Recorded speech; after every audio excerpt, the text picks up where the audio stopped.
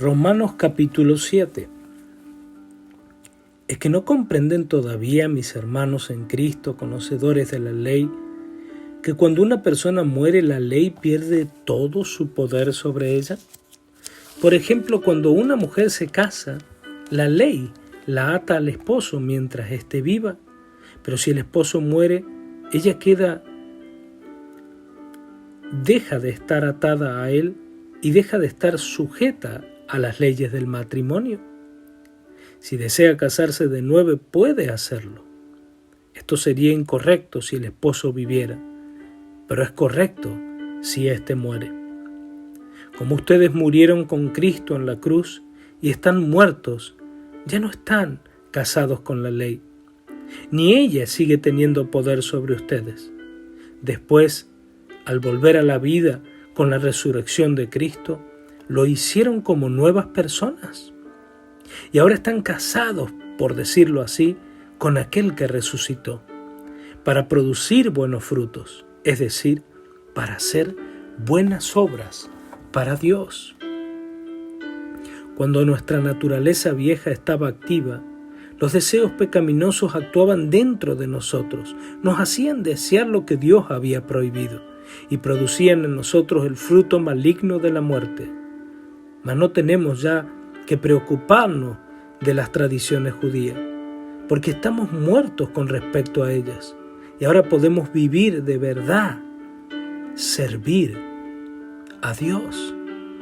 No como antes, cuando obedecíamos mecánicamente un montón de leyes, sino de todo corazón y con todo propósito. ¿Es que acaso estoy dando a entender que la ley de Dios es pecado? Claro que no. La ley no es pecado, pero fue la ley la que me enseñó que en mí había pecado. Jamás me habría dado cuenta del pecado que había en mi corazón, ni de todos los deseos perversos que encerraba, si la ley no me hubiera dicho: no darás albergue en tu corazón a los deseos impuros. Pero el pecado usó aquella ley que condena los deseos perversos para despertar en mí los deseos impuros. Si no hubiera ninguna ley que transgredir, técnicamente nadie pecaría. Por eso, antes de entender lo que la ley demanda realmente, me sentía bien. Pero cuando la entendí, comprendí que había quebrantado la ley y que estaba sentenciado a muerte por pecado. Es decir, que la santa ley que debía haberme mostrado el camino de la vida, me condenó a muerte. Porque el pecado me enseñó, pues tomó la santa ley de Dios y la usó para hacerme digno de muerte. Así que, como ven, la ley en sí es santa y buena. ¿Y acaso la ley no causó mi perdición? ¿Cómo va a ser buena entonces? No, el pecado diabólicamente usó lo que era bueno para acarrearme condenación. Así que, a juzgar por la forma en que el pecado utilizó la santa ley de Dios para lograr sus malvados propósitos, es astuto, mortal e infame. La ley es buena. El problema no está en ella, sino en mí, porque estoy vendido en esclavitud al pecado, que es mi dueño. Ya no me siento a mí mismo, porque quiero sinceramente hacer lo bueno, pero no puedo. Hago lo que no quiero hacer, lo que aborrezco. Sé bien que no estoy actuando correctamente y la conciencia me dice que las leyes que estoy quebrantando son buenas. Mas de nada me sirve, porque no soy yo el que lo hace. Es el pecado que está dentro de mí, que es más fuerte que yo, el que me hace cometer perversidades. Sé que en cuanto a mi vieja y malvada naturaleza soy un hombre corrupto. Hago lo que haga, no me puedo corregir. Lo deseo, pero no puedo. Cuando quiero hacer el bien, no lo hago. Y cuando trato de hacer lo malo, lo hago de todos modos. Cuando trato de no hacer lo malo, lo hago de todos modos. Entonces, si hago lo que no quiero hacer, está claro cuál es el problema. El pecado que tiene aún clavada en mí sus perversas garras.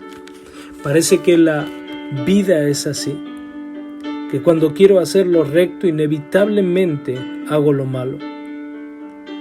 A mi nueva naturaleza le encanta obedecer la voluntad de Dios, pero hay algo allá en lo más profundo de mi ser, en mi baja naturaleza, que está en guerra contra mi voluntad y gana las peleas y me lleva cautivo al pecado, que está todavía en mí.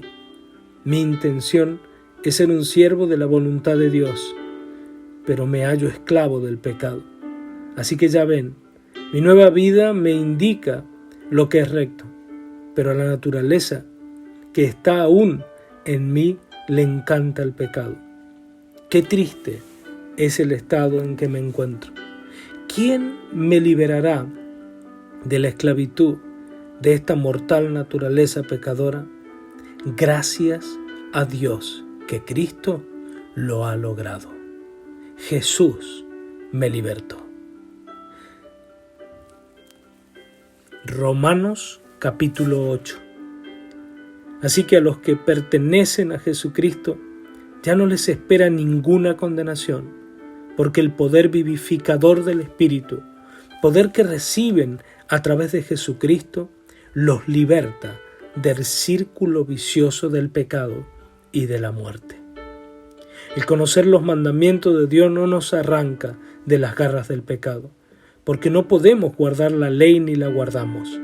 Pero Dios, para salvarnos, puso en vigor un plan diferente. Envió a su propio Hijo con un cuerpo humano igual en todo al nuestro, salvo que no era pecador. Y al entregarlo en sacrificio por nuestros pecados, destruyó el dominio del pecado sobre nosotros. Por tanto, si nos dejamos conducir por el Espíritu Santo y negamos obediencia a la vieja naturaleza pecaminosa que está en nosotros, podemos obedecer la ley de Dios. Los que se dejan dominar por la baja naturaleza viven solo para autocomplacerse, pero los que viven de acuerdo con el Espíritu Santo se conducen como agrada a Dios. El dejarse conducir por el Espíritu Santo produce vida y paz, pero el dejarse conducir por la vieja naturaleza produce muerte, porque la vieja naturaleza pecaminosa que está en nosotros siempre se rebela contra Dios. Nunca ha obedecido la ley de Dios y nunca podrá hacerlo. Por eso, los que continúan bajo el dominio de su antiguo yo pecador y se empeñan en continuar con sus perversidades, jamás podrán agradar a Dios. Pero ustedes no son así. Si el Espíritu de Dios mora en ustedes, están bajo el dominio de la naturaleza nueva. Y recuerden que no es cristiano quien en su interior no tenga el Espíritu de Cristo. Mas aunque Cristo vive en ustedes, sus cuerpos están muertos a consecuencia del pecado, pero sus espíritus viven porque Cristo los ha perdonado. Y si el Espíritu de Dios que levantó a Jesús de entre los muertos vive en ustedes, Él hará que sus cuerpos mortales despierten a la vida después de la muerte por medio del mismo Espíritu que vive en ustedes. Así que, amados hermanos, ustedes no están obligados a hacer lo que la vieja naturaleza les dice. Si lo siguen haciendo, están perdidos y perecerán. Pero si mediante el poder del Espíritu Santo destruyen la vieja naturaleza y sus obras, vivirán. Porque los que se dejan conducir por el Espíritu de Dios son hijos de Dios. No deben actuar como esclavos serviles y cobardes, sino como verdaderos hijos de Dios, como miembros adoptivos de su familia que pueden llamarle Padre nuestro. Porque el Espíritu Santo nos habla a lo más profundo del alma y nos asegura que somos hijos de Dios. Como somos sus hijos, compartimos su riqueza, pues todo lo que Dios le ha dado a Jesucristo es ahora también nuestro. Pero si compartimos su gloria, también hemos de compartir sus sufrimientos. Sin embargo, lo que ahora sufrimos no tiene comparación con la gloria que nos dará después, porque la creación aguarda con paciencia y esperanza el día en que Dios ha de resucitar a sus hijos. Ese día, las espinas, los cardos, el pecado, la muerte y la podredumbre impuesta al mundo por mandato de Dios desaparecerán. Y el mundo que nos circunda compartirá la gloriosa libertad del pecado que disfrutarán los hijos de Dios. Sabemos que la naturaleza misma, los animales, las plantas, sufren enfermedades y muerte mientras esperan el gran acontecimiento. Y aunque nosotros los cristianos, que llevamos dentro el Espíritu Santo, como un anticipo de la gloria que nos espera, clamamos que se nos libre de penas y sufrimientos, nosotros también esperamos ansiosamente el día en que se nos concedan nuestros plenos derechos como hijos de Dios, que incluyen el tener los cuerpos nuevos que nos ha prometido, cuerpos que jamás volverán a enfermarse ni a morir. Uno se salva si tiene fe, y tener fe significa esperar algo que no se ha recibido todavía. Si uno lo tiene ya, no tiene que esperar ni confiar en recibirlo, pero mantenernos esperando de Dios lo que todavía no se ha manifestado nos enseña a tener paciencia y confianza.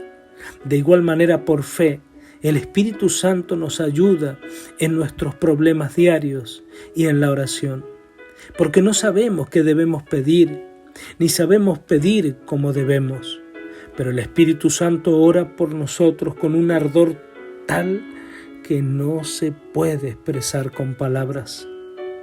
Y el Padre, que además conoce los corazones, claro está que entiende lo que el Espíritu dice, porque Él pide por nosotros de acuerdo a la voluntad de Dios. Además, sabemos que si amamos a Dios y nos adaptamos a sus planes, todo cuanto nos suceda ha de ser para el bien nuestro. Desde el mismo propósito, Dios decidió que los que se le acercaran, y Él sabía quiénes se le habrían de acercar, fueran como el Hijo, para que Él fuera el mayor entre muchos hermanos. Y tras escogernos, nos llamó, y al ir a Él nos declaró inocentes. Nos llenó de las virtudes de Cristo, nos puso en buena estima ante sí mismo y nos prometió la gloria. Ante tanta maravilla, ¿qué más se puede decir? Si Dios está de parte nuestra, ¿quién podrá estar contra nosotros? Si no vaciló al entregar a su Hijo por nosotros, ¿no nos dará también todas las cosas? ¿Quién se atreve a acusarnos si somos los escogidos de Dios? Nadie. Dios mismo nos ha perdonado y nos ha puesto en buena estima ante Él. ¿Quién nos condenará entonces? ¿Cristo? No. Él fue el que murió por nosotros y volvió a la vida por nosotros, y está en el cielo en un sitial de honor junto al Padre, intercediendo por nosotros. ¿Quién podrá apartarnos del amor de Cristo? Si nos vienen problemas o calamidades, si nos persiguen o matan, ¿es acaso que Él ha dejado de amarnos? Y si tenemos hambre o necesidad, o si estamos en peligro, amenazados de muerte, ¿es acaso que Dios nos ha abandonado? No. Las Escrituras dicen que debemos estar dispuestos a morir en cualquier momento por la causa de Cristo, que somos como ovejas de matadero, pero que a pesar de todo, nuestra victoria es absoluta, gracias a que Cristo nos amó hasta la muerte. Estoy convencido que nada podrá apartarnos de su amor. Ni la muerte, ni la vida, ni los temores al presente, ni nuestras preocupaciones por el futuro, ni el lugar donde estemos, ya sea el más alto o el más profundo, ni los ángeles, ni los poderes del mismo infierno, nada podrá separarnos del amor de Dios que demostró nuestro Señor Jesucristo al morir por nosotros.